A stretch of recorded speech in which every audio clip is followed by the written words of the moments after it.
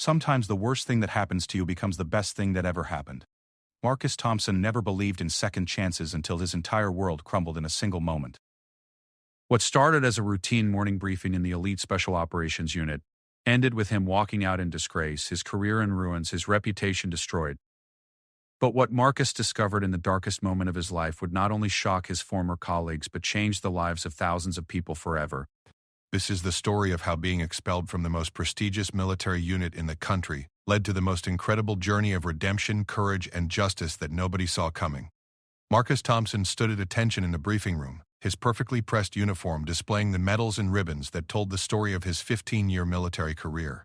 At 35, he was one of the youngest soldiers ever to make it into the Special Operations Unit, an elite group that handled the most dangerous and classified missions for the government.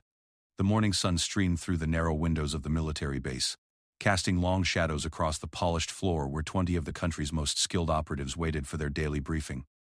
Colonel Richardson walked into the room with his usual stern expression, carrying a thick folder under his arm. Marcus had served under Richardson for 3 years and knew that look meant serious business. The colonel's weathered face showed the strain of countless difficult decisions, and today seemed no different. As the soldiers stood at attention, Marcus felt a strange uneasiness settle in his stomach, though he couldn't explain why. "Gentlemen, we have received intelligence about a high-priority target," Colonel Richardson began, his voice echoing in the silent room. "This mission will require absolute precision and complete trust between team members." Marcus listened intently as the colonel outlined the details of their next operation, a rescue mission to extract a captured diplomat from hostile territory.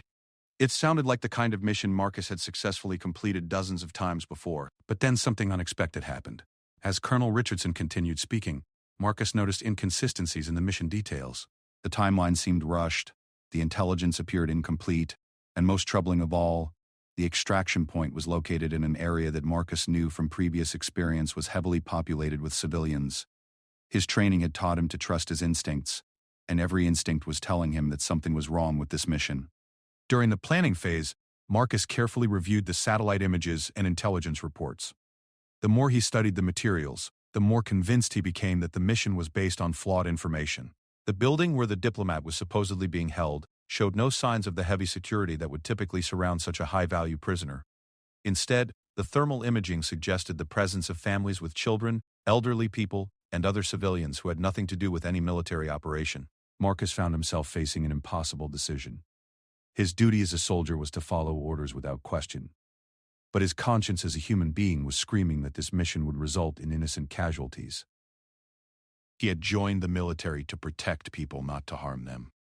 The weight of this realization sat heavy on his shoulders as he tried to sleep that night, tossing and turning as he imagined the faces of the innocent people who might be hurt if the mission proceeded as planned.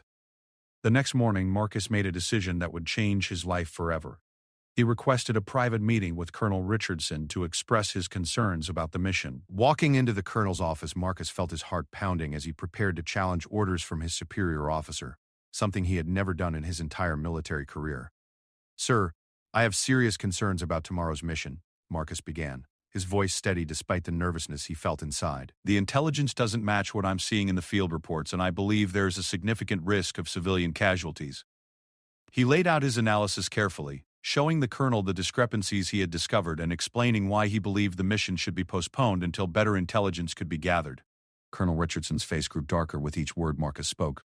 "Are you questioning the intelligence provided by our sources, Thompson?" the colonel asked, his voice dangerously quiet.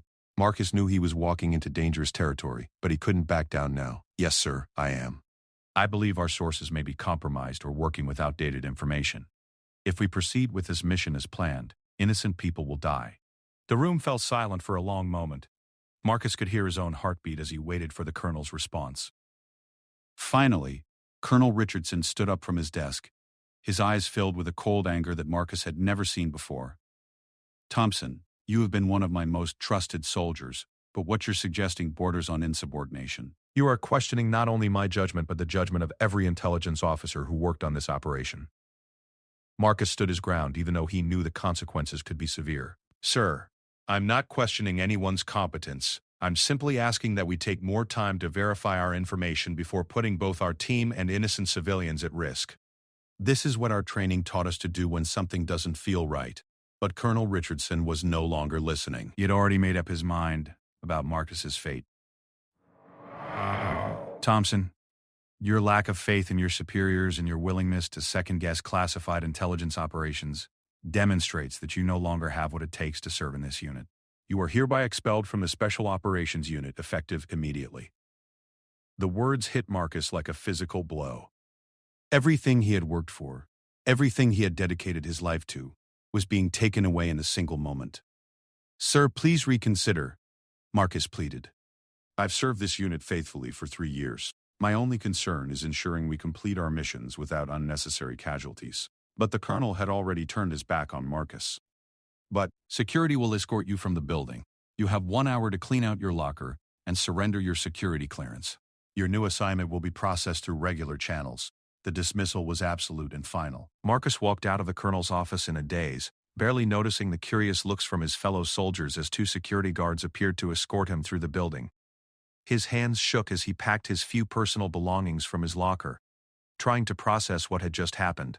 15 years of dedicated service, countless successful missions, and commendations from the highest levels of command meant nothing now. The other members of his unit watched in stunned silence as Marcus was escorted through the corridors he had walked with pride for 3 years.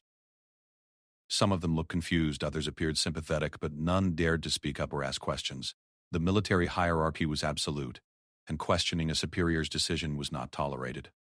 As Marcus reached the main gate of the base, he turned back for one last look at the place that had been his home and his purpose for so many years. The flag flying above the headquarters building seemed to mock him now, representing ideals of honor and service that he felt had been betrayed. He had tried to do the right thing, tried to prevent innocent people from being hurt, and this was his reward.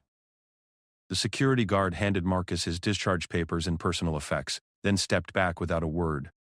Marcus stood alone outside the base, holding a cardboard box containing the remnants of his military career. The morning sun that had seemed so promising a few hours earlier now felt harsh and unwelcoming. He had nowhere to go, no plan for what came next, and no idea how he would rebuild his life after losing everything he had worked for. Walking to his car, Marcus felt the eyes of passing soldiers on him, some recognizing him from his days in the elite unit. The shame and humiliation burned in his chest as he realized that news of his expulsion would spread quickly through the military community. His reputation, built over years of exemplary service, was now destroyed. Future employers would see only that he had been expelled from an elite unit, not the reasons behind his dismissal. As Marcus drove away from the base, he passed the memorial wall where the names of fallen soldiers were engraved in black granite. He had always promised himself that his service would honor those who had made the ultimate sacrifice. Now he wondered if he had betrayed their memory by challenging his superiors, or if staying silent would have been the real betrayal. The mission Marcus had tried to stop went ahead as scheduled the following week. He learned about its outcome through unofficial channels, through friends who still served in other units and were willing to share information quietly. The results were exactly what Marcus had feared. The building they raided contained no enemy combatants and no captured diplomat. Instead, it housed 3 families who had been sheltering there after their own homes were destroyed in earlier fighting. 2 children were killed in the operation, along with an elderly woman who had been caring for them. This supposed high-value target was nowhere to be found because he had never been there in the first place. The intelligence had been based on information from a source who was later discovered to be feeding false information to multiple intelligence agencies. The mission was quietly classified and buried in official reports, with no acknowledgement of the mistakes that had led to innocent deaths. Marcus learned these details 3 weeks after his expulsion, sitting in a cheap motel room where he had been staying since leaving the base. The news hit him like a punch to the stomach, confirming his worst fears and validating the concerns that had cost him his career. Those children had died because he had failed to convince his superiors to wait for better intelligence. The guilt and anger he felt threatened to consume him completely. For the first time in his adult life, Marcus found himself completely lost. The military had been his identity, his purpose, and his family for 15 years. Without it, he didn't know who he was or what he was supposed to do with his life. The few civilian friends he had were scattered across the country, and his family had grown distant during his years of classified assignments and frequent deployments. Days blended into weeks as Marcus struggled with depression and survivor's guilt. He couldn't understand how the system he had trusted and served could have failed so completely, or why his attempt to prevent civilian casualties had been treated as betrayal rather than conscientiousness. The official military channels offered no recourse for appeal or explanation. His expulsion stood as final and absolute. with no opportunity for him to present his side of the story. But Marcus Thompson was about to discover that his military career ending was not the end of his story. In fact, it was only the beginning of a journey that would lead him to uncover corruption and cover-ups that reached the highest levels of government. The skills and training that had made him an elite soldier were about to be put to use in ways he never could have imagined. And the very system that had expelled him for trying to do the right thing was about to learn that Marcus Thompson was not the kind of man who would simply disappear quietly into civilian life. 6 months after his expulsion from the Special Operations Unit, Marcus Thompson was working as a security guard at a downtown office building, a job that paid barely enough to cover his basic expenses and felt like an insult to his years of military training. The uniform he wore now was cheap polyester instead of military-grade fabric, and instead of protecting his country, he was watching business people come and go from their corporate jobs. Every day felt like a reminder of how far he had fallen from the life he had once known. The office building where Marcus worked housed several different companies, including a small investigative journalism firm called Truth Seekers Media. Marcus had noticed the journalists coming and going at odd hours, often carrying boxes of documents and looking like they hadn't slept in days. He recognized the intensity in their eyes because he had seen the same look in fellow soldiers who were working on critical missions. These people were hunting for something important. One evening, while making his security rounds, Marcus encountered Sarah Chen, one of the lead investigators at Truth Seekers Media, working late in her office. She was surrounded by stacks of papers, photographs, and computer printouts all spread across every available surface. Her desk lamp cast a narrow circle of light in the otherwise dark office, and Marcus could see the exhaustion written across her face. When she noticed him checking the office, she looked up with the suspicious expression of someone who was used to people trying to stop her work. "Sorry for the mess," Sarah said, beginning to gather some of the papers on her desk. "I know it looks chaotic, but I promise everything will be cleaned up before morning." Marcus noticed that she was trying to hide the documents from his view, which only made him more curious about what she was investigating. His military training had taught him to observe details, and he couldn't help noticing that some of the papers appeared to contain military classifications and government seals. "You don't need to clean up on my account," Marcus replied, stepping closer to the office doorway. "I'm just making sure the building is secure. Though I have to ask, are you working on something related to military operations?" The question slipped out before Marcus could stop himself, driven by a curiosity that had been eating at him for months. Sarah looked at Marcus more carefully, studying his face and posture with the practiced eye of someone who had learned to read people quickly and accurately. "What makes you think that?" she asked cautiously.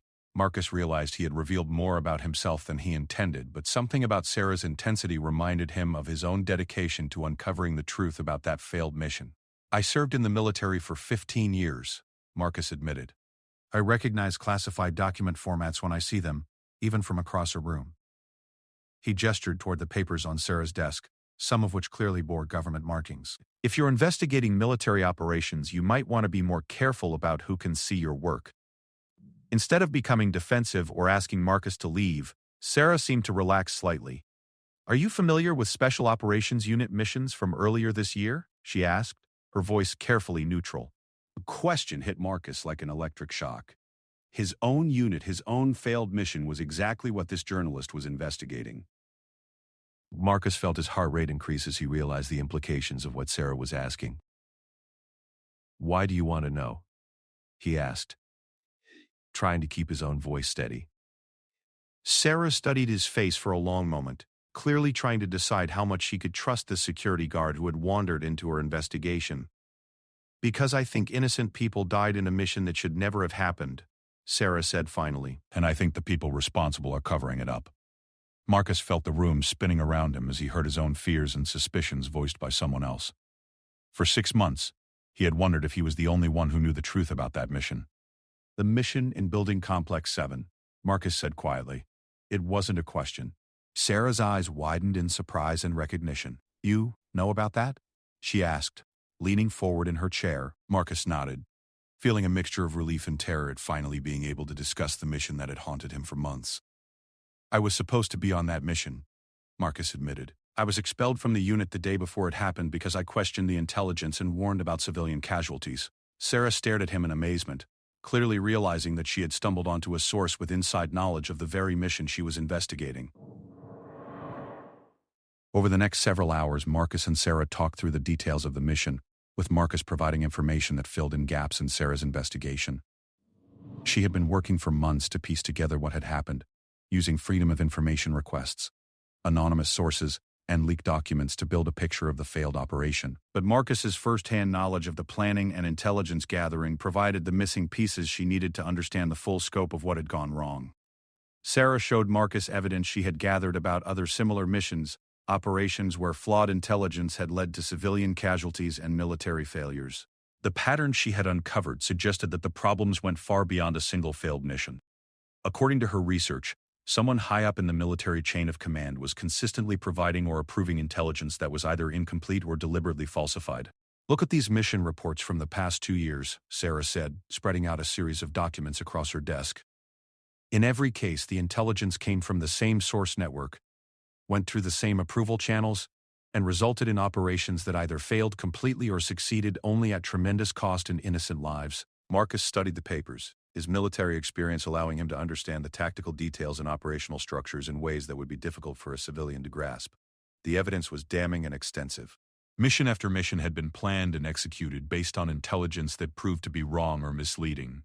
Targets who didn't exist, weapons caches that were never found, enemy positions that turned out to be refugee camps or civilian shelters. In every case, the aftermath was quietly covered up, classified beyond public scrutiny, and the people responsible for the intelligence failures were never held accountable. "How many people died because of these missions?"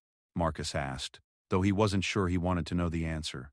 Sarah consulted her notes and calculations, her expression growing darker as she added up the casualties. "Based on the reports I've been able to obtain, at least 47 confirmed civilian deaths, including 16 children. That's just from the missions I know about.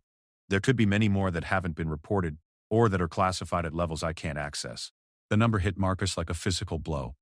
47 innocent people had died because of intelligence failures and cover-ups, and he had only known about the 2 children from his own unit's mission. The scope of the problem was far larger than he had imagined, and it was clear that his expulsion had been just one small part of a much bigger pattern of silencing anyone who tried to question problematic operations. Sarah explained that her investigation had revealed a network of corruption that reached high into the military command structure and potentially into civilian government as well.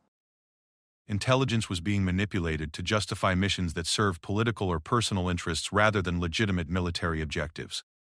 When soldiers or officers questioned these operations, they were quickly reassigned, demoted, or expelled from their units to prevent them from interfering with the larger agenda.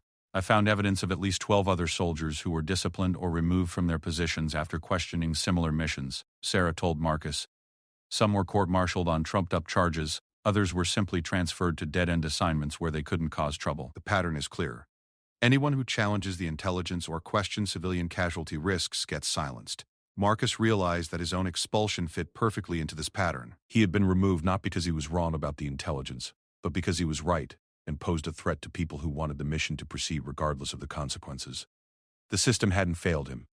It had worked exactly as it was designed to work, silencing dissent and protecting the people responsible for the deadly failures. But Sarah's investigation faced a significant problem. Despite all the evidence she had gathered, she lacked sources willing to speak publicly about what they had witnessed. Military personnel were bound by classification rules and threatened with severe legal consequences if they revealed classified information. The few who had tried to speak out through official channels had been destroyed professionally, just as Marcus had been. "I need someone with direct knowledge who is willing to go on the record," Sarah explained. "Someone who understands the military system from the inside and can explain to the public how these operations really work. Without that, this remains just a collection of documents that the government can dismiss as incomplete or taken out of context." Marcus understood what Sarah was asking, and the implications terrified him. Going public with his knowledge would mean violating his security oath, potentially facing criminal charges, and definitely destroying any chance he might have of rebuilding his military career. But staying silent would mean that the people responsible for those civilian deaths would continue operating with impunity, and more innocent people would die in future missions planned with the same flawed approach. For the first time since his expulsion, Marcus felt a sense of purpose returning to his life. Sarah's investigation represented exactly the kind of accountability he had tried to bring to his own unit, but on a scale that could actually make a difference. The skills and knowledge that had made him an effective soldier could be used to protect people in a way that his military service had never allowed. Over the following weeks, Marcus began working secretly with Sarah to verify and expand her investigation. His military experience allowed him to understand operational documents and intelligence reports, in ways that helped Sarah piece together the full picture of what had been happening. He also used his contacts from his years of service to reach out to other soldiers who might have witnessed similar problems in their own units. The work was dangerous and emotionally exhausting. Marcus had to be careful not to let his supervisors at the security company know what he was doing, since they might report his activities to authorities. He also had to deal with the psychological impact of learning about mission after mission where his former colleagues had followed orders that resulted in unnecessary deaths and suffering. But gradually, Marcus and Sarah assembled an investigative report that documented a systematic pattern of intelligence manipulation, operational failures, and institutional cover-ups that had resulted in dozens of civilian deaths and the silencing of military personnel who tried to prevent these tragedies.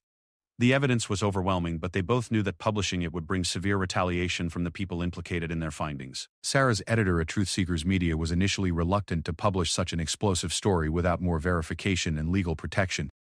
The company was small and lacked the resources to fight a sustained legal battle against government agencies. But as Marcus and Sarah continued to uncover more evidence, including financial records suggesting personal enrichment by some of the officials involved, the story became too important to ignore. The night before the story was scheduled for publication, Marcus stood in his small apartment looking out at the city lights and thinking about how dramatically his life had changed. 6 months earlier, he had been a decorated soldier with a promising military career. Now he was about to become a whistleblower whose actions would likely make him a target of the same system he had once served proudly. But Marcus also thought about those 2 children who had died in the mission he had tried to prevent, and about the 45 other innocent people who had died in similar operations. Their deaths demanded accountability, and if his actions could prevent future tragedies, then the personal cost to himself would be worth it. Marcus Thompson was about to discover that his real fight for justice was just beginning. The morning Sarah Chen's investigative report was published online, Marcus Thompson woke up to 17 missed calls. The story had exploded across social media overnight, with military families, veterans organizations, and government accountability groups sharing the devastating revelations about systematic intelligence failures and cover-ups that had cost dozens of innocent lives. Marcus had known the story would create controversy, but he wasn't prepared for the immediate and intense public reaction. The headline read, "Blood on Their Hands: How Military Leaders Covered Up Intelligence Failures That Killed Civilians." And it featured Marcus's photograph alongside quotes from his exclusive interview about the mission that had cost him his military career. Sarah had done an incredible job presenting the evidence in a way that was both accessible to civilian readers and impossible for officials to dismiss as speculation or conspiracy theories. Within hours of publication, Marcus's phone began ringing with calls from reporters, lawyers, military investigators, and government officials demanding to know how he had obtained classified information and whether he had violated his security oath by speaking publicly. The attention was overwhelming and terrifying, but Marcus felt a strange sense of relief at finally being able to tell his story after months of carrying the burden of knowledge alone. The first official response came from the Department of Defense, whose spokesperson issued a statement dismissing the allegations as baseless accusations from a disgruntled former soldier who was expelled from his unit for insubordination and poor judgment.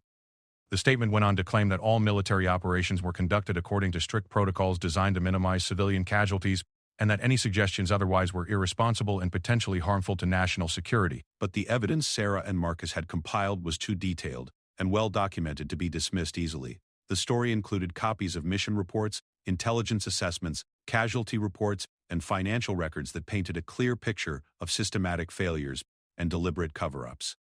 Most damaging of all were the audio recordings Marcus had made during his final meetings with Colonel Richardson, which captured the colonel's dismissive attitude towards civilian casualty concerns and his threats against anyone who questioned the mission intelligence. By the second day after publication, other journalists and news organizations had picked up the story and begun conducting their own investigations. The initial report had provided enough specific details about Bates' locations and personnel that other reporters could verify the information and expand on the findings. Major newspapers, television networks, and online news sites all began running their own stories about the intelligence failures and the pattern of silencing military personnel who tried to prevent civilian casualties.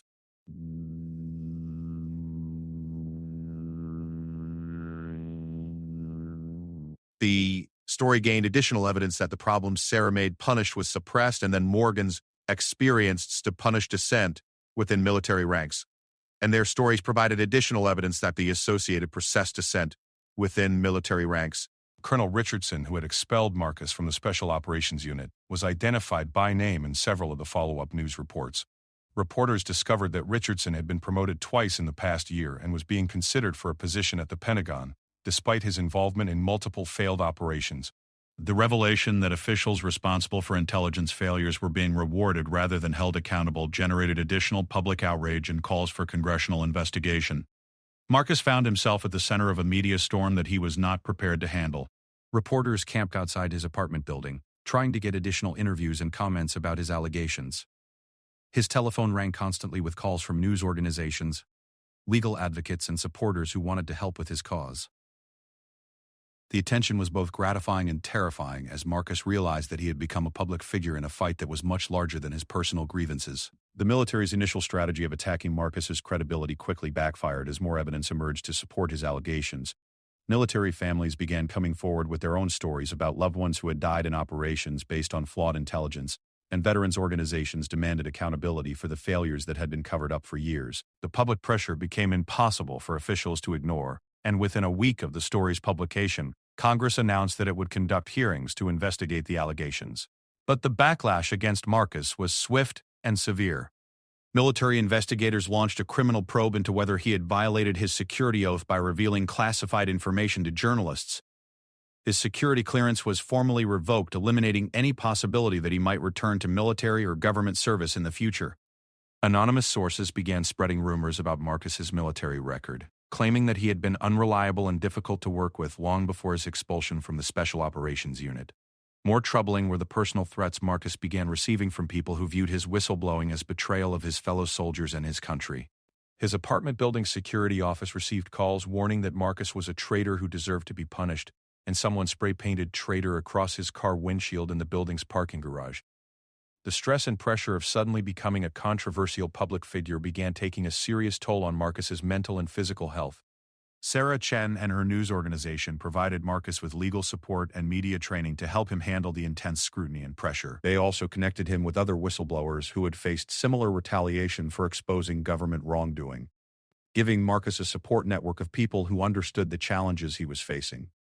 These connections proved crucial as Marcus struggled to maintain his resolve in the face of increasingly personal and vindictive attacks. The congressional hearings began 3 weeks after the initial story was published, with Marcus scheduled to testify as the lead witness about his experiences with intelligence failures and institutional retaliation.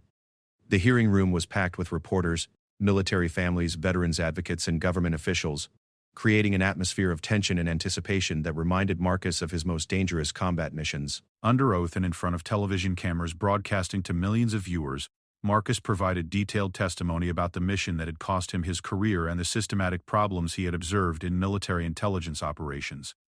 He described how soldiers who questioned flawed intelligence were silenced or removed from their positions, creating an environment where dangerous missions proceeded without adequate oversight or accountability. Colonel Richardson was also called to testify, and his appearance provided one of the most dramatic moments of the hearings. When confronted with the audio recordings of his conversations with Marcus, Richardson initially denied that the recordings were authentic, but technical analysis confirmed their validity, and Richardson was forced to acknowledge that he had dismissed Marcus's concerns about civilian casualties and expelled him from the unit for questioning mission intelligence. The hearings revealed even more disturbing information than Marcus and Sarah had initially uncovered. Congressional investigators discovered financial irregularities in several of the intelligence contracts, suggesting that some officials had been personally profiting from the flawed intelligence operations. They also found evidence of deliberate manipulation of casualty reports to minimize the apparent impact of intelligence failures on civilian populations. Most shocking of all was testimony from a former intelligence analyst who revealed that some of the flawed intelligence had been deliberately falsified to justify military operations that served political rather than strategic objectives. According to this witness, certain officials had been pressuring intelligence analysts to produce assessments that would support predetermined military actions regardless of whether those assessments reflected reality on the ground. The congressional hearings generated intense media coverage and public debate about military accountability and the treatment of whistleblowers. Public opinion polls showed strong support for Marcus and other soldiers who had tried to prevent civilian casualties, while approval ratings for military leadership dropped significantly. The hearings also prompted international attention, with allies and critics of American foreign policy using the revelations to question the reliability and ethics of military operations around the world. Within 2 months of the hearings, several high-ranking military officials were forced to resign or retire early, including Colonel Richardson and 2 generals who had been involved in approving the flawed intelligence operations. The Pentagon announced new protocols for reviewing mission intelligence and protecting military personnel, who raised concerns about operational safety or legality. These reforms represented the most significant changes to military intelligence oversight in decades. Marcus's personal vindication came when the Military Review Board formally reversed his expulsion from the Special Operations Unit and restored his military record to good standing. The board concluded that Marcus had acted appropriately in questioning flawed intelligence and that his expulsion had been retaliatory and unjustified. He was offered the opportunity to return to active duty with full restoration of his rank and benefits. But Marcus declined the military's offer to return to service. His experiences over the past year had shown him that he could have a greater impact on protecting innocent lives by working outside the military system rather than within it. Sarah Chen offered him a position with Truth Seekers Media, where his military expertise and commitment to accountability would be valuable assets for future investigations into government wrongdoing. Marcus also became a prominent advocate for military whistleblower protection, working with legal organizations and congressional leaders to strengthen laws protecting service members who report wrongdoing or safety concerns. His testimony and advocacy helped pass legislation that provided stronger legal protections for military whistleblowers and created independent oversight mechanisms for reviewing intelligence operations that posed risks to civilian populations. The families of the civilians who had died in the flawed missions began reaching out to Marcus to thank him for bringing accountability to the system that had failed their loved ones. These conversations were emotionally difficult but also deeply meaningful for Marcus, who had struggled with guilt about not being able to prevent those deaths. Knowing that his actions had led to systemic changes that would protect future civilian populations gave his sacrifice purpose and meaning. A year after his expulsion from the Special Operations Unit, Marcus Thompson stood before another packed hearing room, this time testifying in support of legislation that would create permanent protections for military whistleblowers. His journey from decorated soldier to expelled outcast to national advocate for accountability had been painful and difficult, but it had also revealed the power of individual conscience to challenge institutional wrongdoing and create positive change. The legislation passed with overwhelming bipartisan support, creating the strongest protections for military whistleblowers in American history. Military personnel who reported safety concerns, intelligence failures, or other wrongdoing would be protected from retaliation and provided with legal support if they faced consequences for their actions. The law was officially named the Marcus Thompson Military Accountability Act, recognizing his courage in exposing the systematic problems that had cost so many innocent lives. Marcus continued his work with Truth Seekers Media, investigating other cases of government wrongdoing and supporting service members who faced retaliation for reporting problems within their units. His military training and experience made him uniquely qualified to understand and investigate complex military operations, while his personal experience with institutional retaliation gave him credibility with other potential whistleblowers who were considering speaking out about wrongdoing they had witnessed. The Special Operations Unit where Marcus had once served underwent a complete leadership overhaul and implemented new protocols that required independent verification of intelligence before missions could be approved. The unit's casualty rates dropped significantly and its success rate improved as operations were planned with more careful attention to intelligence accuracy and civilian safety considerations. Marcus Thompson's expulsion from the military unit had indeed shocked everyone, but not in the way his former commanders had intended. Instead of silencing a troublesome soldier, they had created a powerful advocate for accountability who would spend years fighting to ensure that the failures he had witnessed could never happen again. His courage in standing up for his principles, even at enormous personal cost, had ultimately led to systematic changes that would protect countless innocent lives in the future. Expelled from the unit, what happened next shook everyone. Emotional,